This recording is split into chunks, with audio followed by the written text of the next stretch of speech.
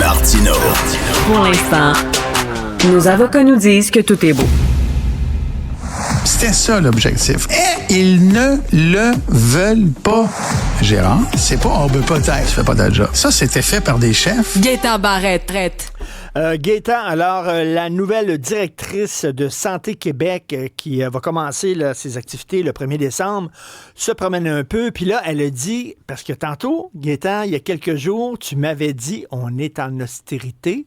Puis le gouvernement veut pas le dire. Puis tu nous avais dit, dans un CIUS, ils ont commencé à couper les infirmières. On a vu qu'au CHUM, ils ont coupé les préposés.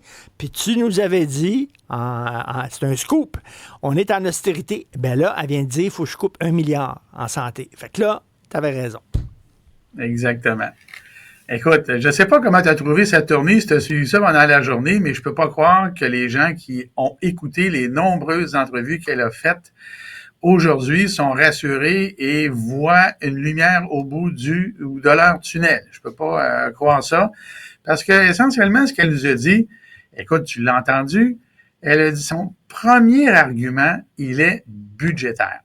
Moi, je comprends ça, je comprends le malaise qu'elle a, là, en ce sens que un ministre, là, c'est la même chose. Moi, quand j'étais ministre, là, Richard, là, j'ai toujours dit une chose, un ministre fait que le budget que le Conseil du Trésor lui donne. Tu peux pas aller au-delà de ça. C'est pas le gouvernement. Tu reçois un budget, puis tu vis avec. Là, tu as un gouvernement qui a un ministre de la Santé, qui a son budget et qui crée Santé Québec et qui lui dit regarde, c'est parce que faut que tu t'organises pour rentrer dans le budget. Ben ça s'appelle créer une organisation bouc émissaire, un paratonnerre. Et elle vient nous voir aujourd'hui dans tous les médias pour dire, vous savez, le réseau de la santé, je ne sais pas si tu as noté ça, Richard, le réseau de la santé doit faire sa part pour le retour à l'équilibre budgétaire. C'est quoi ça si c'est pas de l'austérité? Et 1 milliard de dollars, c'est pas des pinottes, là, c'est quelque chose de réel. Alors moi, c'est pour ça que je te dis, quand tu t'appelles à gauche et à droite, il y a au moment où on se parle, des coupures, des réductions de services, c'est impossible de faire autrement. Tu peux aller chercher 100 millions, 200 millions, là, mais tu peux pas. Maintenant, Richard, tantôt, elle ajoute, Paul, notre collègue Paul Larocque l'interviewait, et elle a dit quelque chose que j'ai pas entendu jamais, là. Elle a dit la chose suivante. Alors, je sais pas, là, si t'es prêt, attache-toi sur ta chaise, parce que tu vas trouver ça tough, là. On s'éparpille trop. Ben, on s'éparpille trop, là, en français, dans le langage politicien, ça veut dire, on en fait trop, faut faire des choix. Faut faire des choix. Ça veut dire quoi, faut faire des choix? Il va falloir commencer à choisir qui on soigne puis qui on soigne pas. C'est ça. En tout cas, ça veut certainement vouloir dire, voici les services qu'on doit donner et qu'on pourra peut-être pas donner. On veut en faire beaucoup, mais on peut pas tout faire. Elle a dit ça aussi. OK, là, tu as commencé avec un budget, 1 milliard. On est trop éparpillé. Et là, la troisième affaire, c'est, on va être plus efficace. Ben oui, plus efficace. Il me semble que tu as déjà entendu ça. Hein? Moi-même, j'ai déjà prononcé ces phrases-là. On va être plus efficace. Là. Mais Gaétan, j'en parlais à Emmanuel Latraverse là, en début de show. Puis je disais 1 milliard en santé, Christy. C'est certain qu'à un moment donné, il va y avoir des impacts sur les soins qu'on offre aux gens. Elle m'a dit, ouais, mais tu sais, on met beaucoup d'argent dans le système de santé. C'est un trou sans fond. Puis il est temps, justement, qu'on dise, là, à un moment donné, on arrête de mettre de l'argent parce que ça n'a pas de bon sens. Mais 1 milliard, c'est sûr qu'on ne pourra plus donner les mêmes soins. Il va y avoir un impact. On va le sentir, là.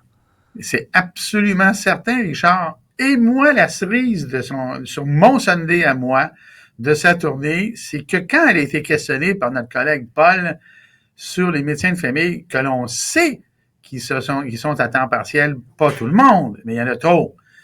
Écoute, Richard, je rappelle que dans la dernière semaine, à 2 reprises, à Radio-Canada et dans une conférence qui a été télédiffusée sur notre réseau à LCN, le ministre de la Santé a dit, si les médecins de famille étaient tous à temps plein, on n'a pas à temps supplémentaire, à temps plein, on n'aurait pas de problème d'accès. Le ministre l'a dit 2 fois. Alors, mon Paul pose la question à Mme Biron, ben là, est-ce que vous seriez disposé à mettre en place des contraintes? Et elle de répondre, non, moi, je suis pas pour les contraintes. Je veux laisser les gens faire leur choix. Allô, la Terre.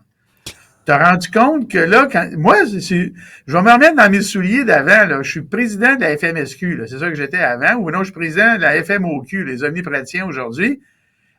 Pardon! Écoute, moi, je m'en vais prendre une bière, j'achète une bouteille de champagne, là, parce que là, Santé Québec vient de me dire essentiellement qu'il recule. C'est que d'un côté, tu as le message envoyé à toutes les administrations, vous devez respecter votre budget, et on s'éparpille trop, il faut être plus efficace, puis on ne mettra pas de contraintes. Est-ce que tu sens que l'avenir est rose ou pas rose, mon Richard? OK? Écoute, alors là, moi, ce qui m'étonne de plus dans sa tournée, Richard, là, c'est que y a-tu quelqu'un au Québec qui sait pas là, qu'il y a des salles d'opération qui marchent pas? Ben là, elle nous a dit qu'elle était étonnée d'apprendre qu'il y avait 188 salles d'opération qui marchent pas. Et là, ça fait quand même 6 mois qu'elle est là avec son équipe. Et là, on nous propose un plan qui va arriver en février-mars. Un plan stratégique. Écoute, là, tu sais, je dis souvent ça, Richard, dans le réseau public, peu importe, l'éducation, les transports, tout ce qui est public, là, ça va comme c'est mené. Elle est bien gentille, elle est bien sympathique, puis j'ai beaucoup d'empathie pour elle, parce qu'elle arrive avec un budget, elle arrive un peu, là, menottée, parce que, écoute, Richard, là, on va s'entendre sur une affaire, là. C'est pas une assurance maladie, c'est un service qui est payé par l'État, au même titre que les routes, puis la police provinciale. Mais elle n'a pas de pouvoir d'emprunt. Elle peut pas lever des impôts. Elle peut pas décider d'elle-même de construire des hôpitaux. Elle peut pas décider qu'elle va imposer telle façon, puis elle dit elle-même qu'elle veut pas de contraintes. Ben ça s'appelle être menotté. Alors je regarde ça. C'est-tu possible, Gaétan, c'est-tu possible de dire, parce que Christy, là, les gens, il y a eu un sondage sur le système de santé. Les gens n'ont plus confiance au système de santé. Ils trouvent qu'ils sont abandonnés par le système de santé. C'est-tu possible pour un premier ministre et un gouvernement de dire « OK, on a 11 milliards de déficit, c'est vrai qu'il faut couper, mais on va protéger le système de santé. » On ne coupera pas dans le système de santé. On va couper ailleurs, on va demander à Elon Musk de venir puis de passer à travers tous nos programmes, Christy, puis de faire ça. Mais tu sais, on vous jure, on va protéger le système de santé.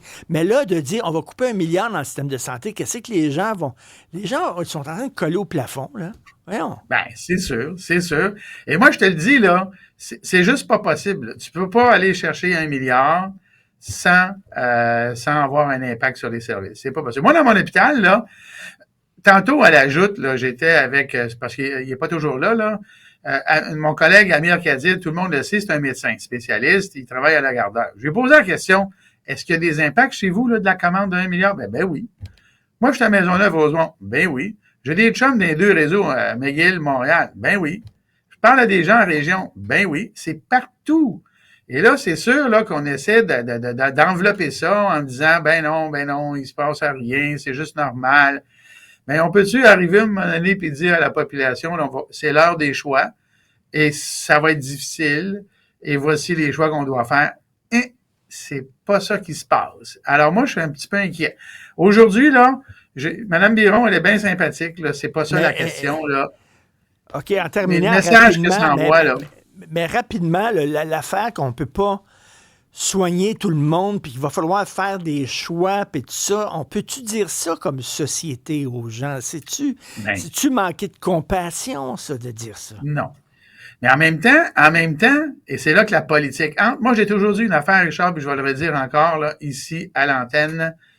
L'ennemi public numéro 1 là, de la santé, c'est la politique. Parce qu'en politique, on veut se faire élire. Puis pour se faire élire, ben il faut dire oui. Puis c'est normal, on veut toujours en avoir plus. Mais il y a un moment où on ne le peut pas. Permets-moi, Richard, un rappel. Tu sais, quand l'assurance, en 1968 à peu près, là, sais-tu qu'est-ce qu'il y a eu au départ? Une assurance hospitalisation. Moi, j'ai connu ça, moi. L'assurance hospitalisation, j'étais jeune. OK? Et après ça, il y a eu l'assurance maladie. C'est quoi la différence entre les deux? L'assurance hospitalisation couvrait ce qui était fait à l'hôpital, ce qui était nécessaire.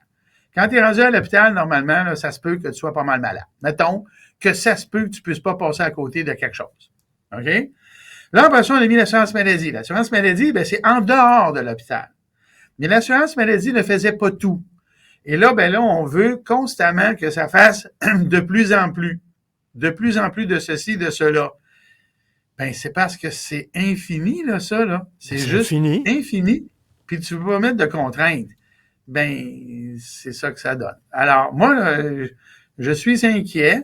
Puis si les gens de la CAQ m'écoutent, là, je vais quand même leur faire plaisir.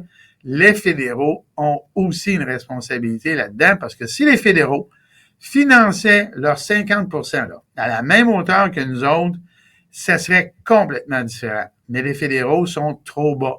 C'est que tant au fédéral, tant au provincial, on est pris dans une prison, là, puis on n'arrive pas à s'en sortir, puis après ça, on est surpris que le monde s'en va au privé. Tu sais, quand tu dis, là, c'est infini, là, regarde ça, un texte du Devoir, le Conseil des arts de Montréal. Le Conseil des arts de Montréal, en 2017, il soutenait et finançait 530 entreprises culturelles. Et là, à cause des programmes d'équité, d'inclusion et de diversité, ils doivent maintenant soutenir 730 organismes culturels, parce qu'il y a l'organisme des arts du Guatémaltèque, puis il y a l'organisme du théâtre de Jamaïque, puis là, il y a... À un moment donné, tu sais, on n'a pas l'argent pour payer tous ces organismes-là, puis tout le temps, tout le monde. Exactement. Écoute, tu peux pas prendre un plus bel exemple que ça, Richard. Ça peut pas être un plus bel exemple que ça. Parce que ça nous touche pas tout le monde dans notre santé, là, par exemple. Là. C'est pas comme l'éducation qui touche tout le monde. Au moins un moment dans sa vie. Mais ça, c'est un sujet pour lequel on pourrait dire, faire un choix, mais pour lequel des politiciens ont dit oui. Pourquoi? Parce que c'est un vote. Fait que là, à un moment donné, là, c'est quand on va avoir des politiciens qui vont dire non, puis ils vont l'expliquer à la population. Moi, je suis convaincu qu'un politicien aujourd'hui qui arrive et qui dit, écoutez, là, comme Charles de Gaulle l'a déjà dit, je vous ai compris. Parce que ce qu'il y a à comprendre, c'est que, ben, regarde, je pense qu'on peut pas tout faire, puis vous ne voulez pas payer plus d'impôts. Je vous ai compris. Alors, ensemble, on va faire des choix. On va faire ça, ensemble. Mais ça ce politicien-là... Ça, j'aime ça.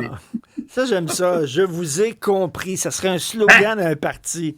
Okay, écoute, je vous ai compris. Vous ne voulez pas payer d'impôts de plus. C'est parfait. Je vous ai compris. Voici la conséquence. Faisons ensemble des choix. Choisissons parce que je vous ai compris. Appelle-moi et on part à un parti politique, Guy. Merci. Salut. Salut.